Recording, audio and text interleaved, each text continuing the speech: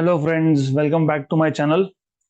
तो कल आपका कैप राउंड 2 का result result in the sense list declare हुआ है। आपका अलॉटमेंट कहाँ हुआ है ये सब आपको कल पता लग गया होगा।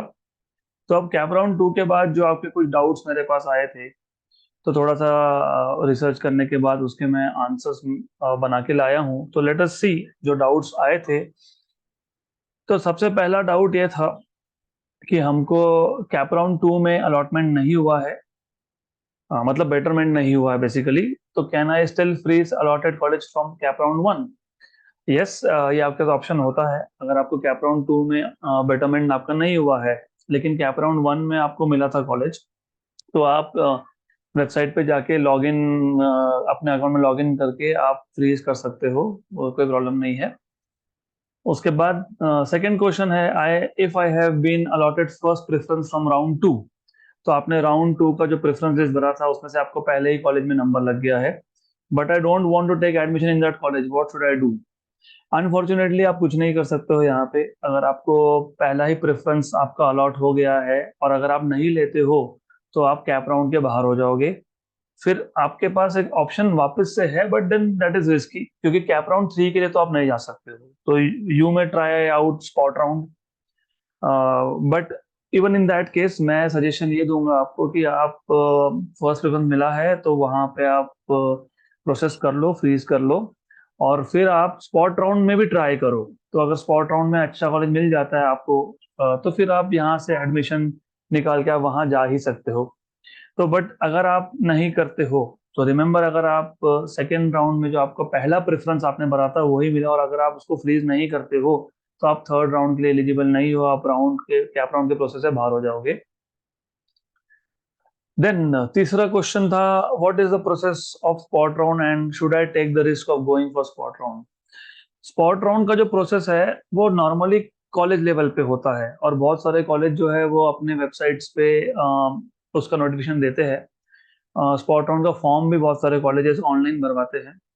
कुछ कॉलेजेस जो ऑनलाइन नहीं करते हैं उनके लिए आपको कॉलेज में जाके बात करनी पड़ेगी, वहां से आपको प्रोसेस पता करना पड़ेगा। And should I take the risk of going for spot round, ये डिपेंड करता है।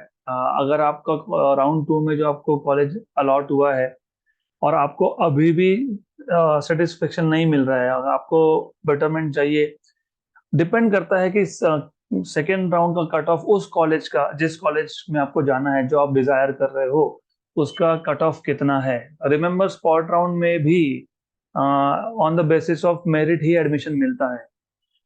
तो should I take the risk, ये purely it will depend on आपका रैंकिंग क्या है और उस कॉलेज में सेकेंड राउंड का कट ऑफ क्या आया, उसके ऊपर डिपेंड करेगा। तो स्पॉट राउंड में रिस्क लेना वो आपका खुद का कॉल होगा वो। एक क्वेश्चन है, बहुत इंपॉर्टेंट है, I did not register for CAP round process. मतलब कैप राउंड प्रोसेस के लिए रजिस्टर ही नहीं किया आपने।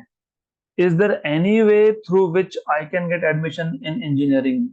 Yes, you can get admission in engineering, लेकिन इसके लिए फिर आपके पास प्राइवेट यूनिवर्सिटीज का ऑप्शन रह जाता है। फॉर एग्जांपल, जैसे पुणे में MIT WPU है।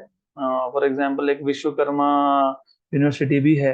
तो आप प्राइवेट यूनिवर्सिटीज में जाके आप वहाँ पे ले सकते हो, और डेफिनेटली फीस का डिफरेंस आएगा, फीस उनका ज़्यादा होता है। तो अगर आपने कैप राउंड के लिए रजिस्टर ही नहीं किया था, तो आप अभी, आपके पास ऑप्शन सिर्फ और सिर्फ प्राइवेट यूनिवर्सिटीज ही रह जाते हैं, बाकी कोई ऑप्शन नहीं है आपके पास। ओके, तो ये याद रखो।